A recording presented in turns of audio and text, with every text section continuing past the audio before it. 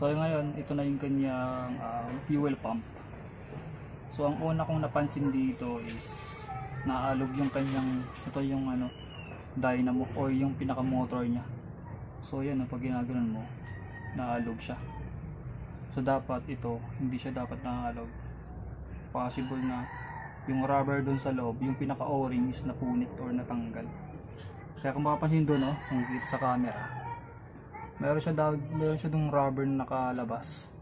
So possible yun yung pinaka issue, kaya hindi siya nagpa-pump ng maayos o may singaw, kaya hindi siya nakapag-produce ng magandang pressure. Tapos yung pangalawa is itong fuel filter, pero yung fuel filter niya hindi naman siya ganun kadumi pa. So goods pa naman, goods pa sa tingin ko ito. Pero mas maganda na lang siguro palitan na lang din natin. Pero para ma-identify natin yung issue, kung ito talaga na rubber, is papalitan muna natin yung rubber na yan, yung o-ring, tapos sasalpak natin doon. Kasi ito try natin bago natin palitan yung filter. Ayun. So babaklasin natin to.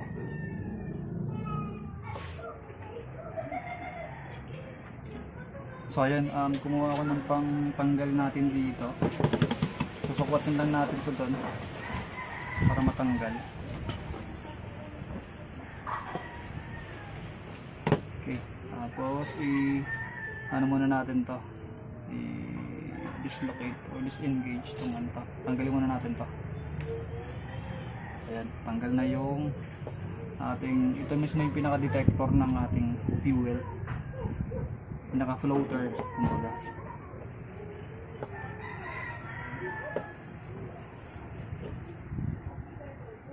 So hanap lang tayo dito ng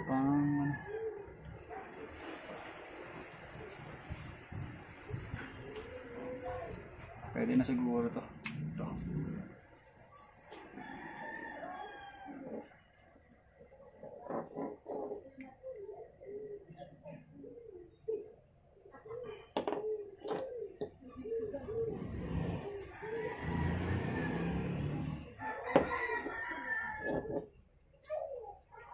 Hindi ko lang alam kung normal ba to sa Rider J na boot open lang to. Wala siyang takip eh. So anyway, sige, tanggalin muna natin to. Kahit hindi na natin tanggalin yung fuel filter, ito lang. So tutusukin lang natin to dito. Yan, lumuwag na. Actually maluwag talaga siya.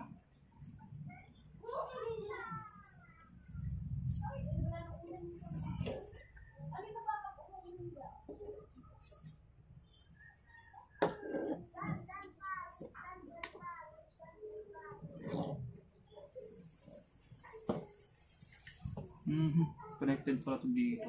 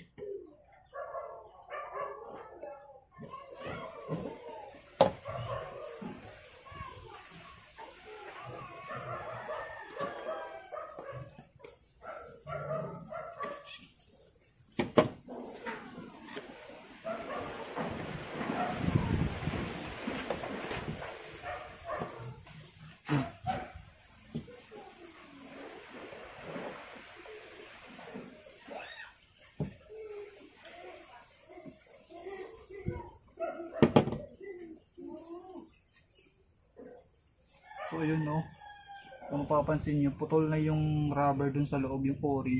Yun dito banda yun. May o-ring kasi siya eh. So putol yung kanyang o-ring sa loob. So dandahanin lang natin. Ito, nakalak dito banda.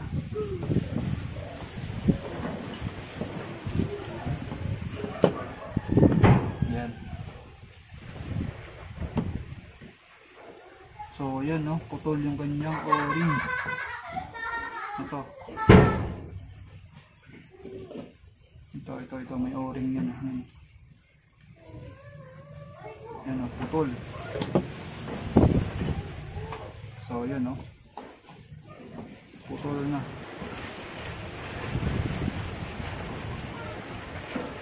So pag tingin niya dun sa loob, wala na siyang wala na yung kanyang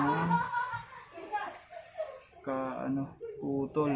Dito sa gilid. Ito. Dandahan pag nagbabaklas pa kayo, nagbabaklas pala kayo ng ganito, guys. Dandahan na kayo sa mga wire, sa mga o-ring, yung mga rubber na o-ring. Kasi pinaka importante. Maglilik kasi yan eh. So yan, no, yung kanyang kaputol. Buti hindi pumasok dun sa injector. Yung sa bagay, may filter naman, so papasok siya sa filter. Pero nandito siya. Yan, no. So yan. So sa tingin ko, guys, ito lang yung problema niyan. Yung o-ring. So maghahanap tayo ng o-ring na kasing sukat na ito. Kasi hindi na natin to pwede gamitin eh. Kasi putol na siya. So madidislocate, madidisalign pa rin yan kapag itong ilagay natin. So ayan, meron akong nabiling o-ring, pero ito, maliit siya kumpara dito. Kasi itong mataba. Pero same siya ng size. Ayan, no. So ayan, tingnan natin dito. So same siya ng size. Mataba nga lang to. So ang gagawin ko na lang, dinoble ko na lang, dodoblayin na lang natin to. Ayan. Pero same sila ng size. Ganon din yung sa kabila. Maliit siya, pero yun, kumuha lang din ako ng kapalasan na size. So yan, same sila. Dodoblayin na lang natin. Feeling ko kasi mataba din yun. So yun. So ngayon, kakabit na natin yan. Itong dito, yung mga fuel o-ring.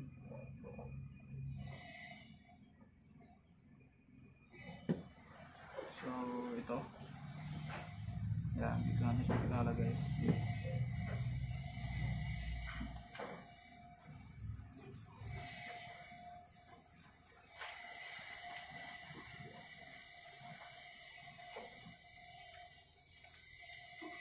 Check nga na natin muna. So ito, dito siya nakalagay dati. So yan, dyan nga siya nakalagay dati. So tama lang to dito.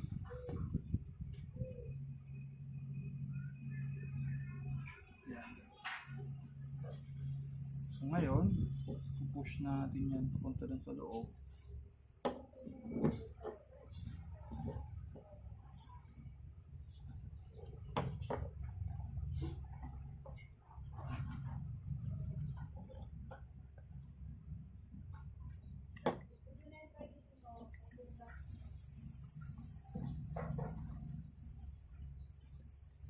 So dito yung kanyang lock. Tapos check nyo lang yung mga wire kung sakto pa. Baka kasi maputol siya pag napwersa. So tama, dito siya dapat nakalagay. So push lang natin to.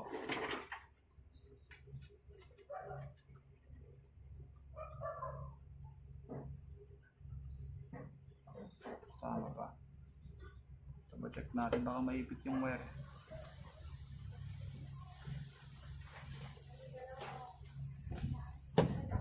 Yan.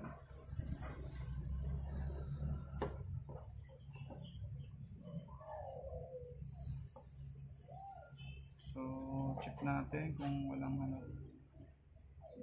hindi siya kabingi. Yan.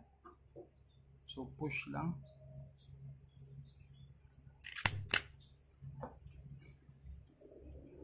Yan. So na-push na natin. Wala namang wire na naipit. Mukhang wala naman. So check natin ito. So yan, itong pump hindi na siya naalog. Tignan mo. Naalog man pero hindi na ganun ka.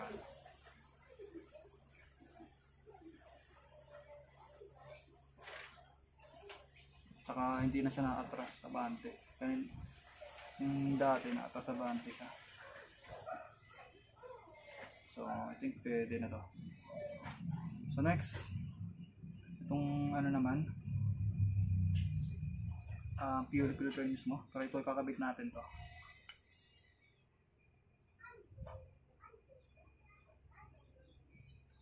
So hindi siya dati nakapwesto.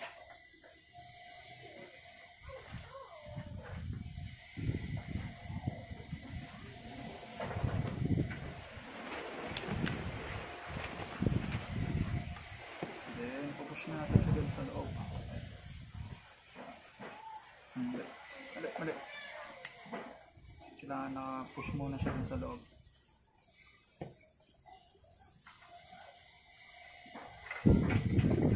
Bago siya itulak. Yan. Okay. Kabit na natin. So yan, nakabit na natin yung kanyang floater. Double check yung wire kung natanggal. Okay naman.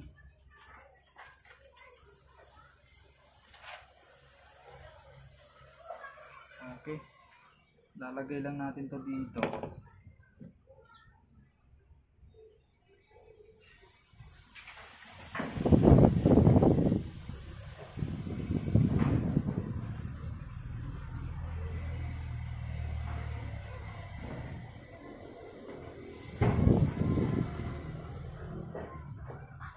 Yan. So, try natin siya i-pasok.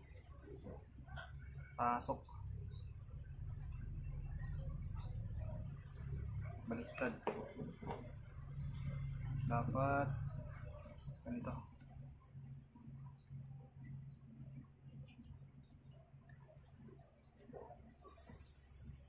So dapat ganyan. So yun yung o-ring. Make sure nyo na dapat naka-align para hindi mapunit.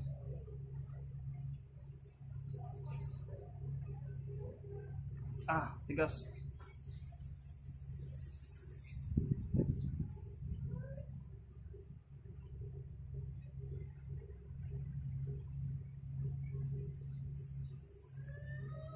Tigas.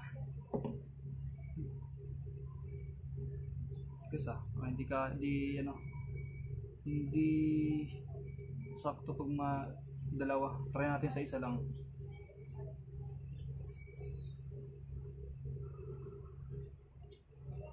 So yan.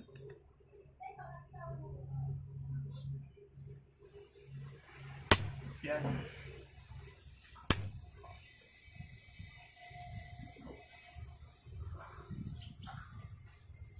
Pero maluwag siya eh. So dodoblehin natin.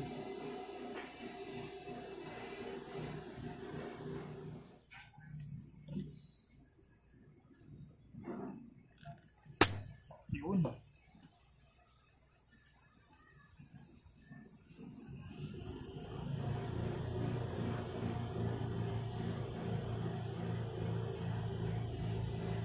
Medyo masikip na siya kumpara dati.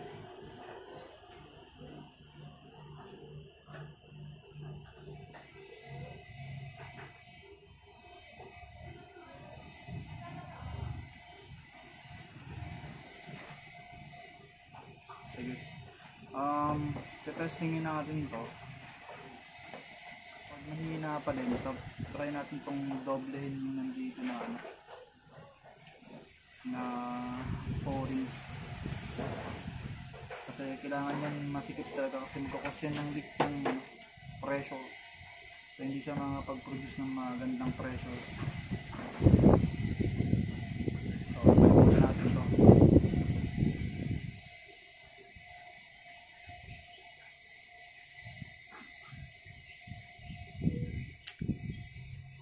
Yan. Double check sa mga wiring. Kung may natanggal. So, wala naman. Okay. So ayun. Pinalitan natin ng mga o-rings kasi yung sa ditong part na to naputol. Ito na. Ito. Yung nandito naman na o-ring is mayroon pa rin pero maluwag. So hindi ko sure kung bakit siya maluwag. Baka ganun lang talaga. Pero yun, pinalitan mo natin siya ng mga o-rings na mga hindi kasing laki na ito. Pero dinoblin lang natin. Pero kasing laki naman siya. Dinoblin na lang natin. So, pataray muna natin to. Ayun. So, yun muna. Gagawa na ulit natin ng panibagong video yung pagkabit na ito. Nice. Pagkabit na ito.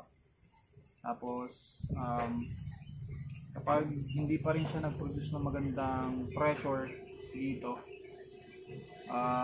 try natin itong palitan ulit yung o-ring. Yung mga o-rings niya, dapat papalitan natin yung original talaga. Kung hindi pa rin siya mag-produce na maayos.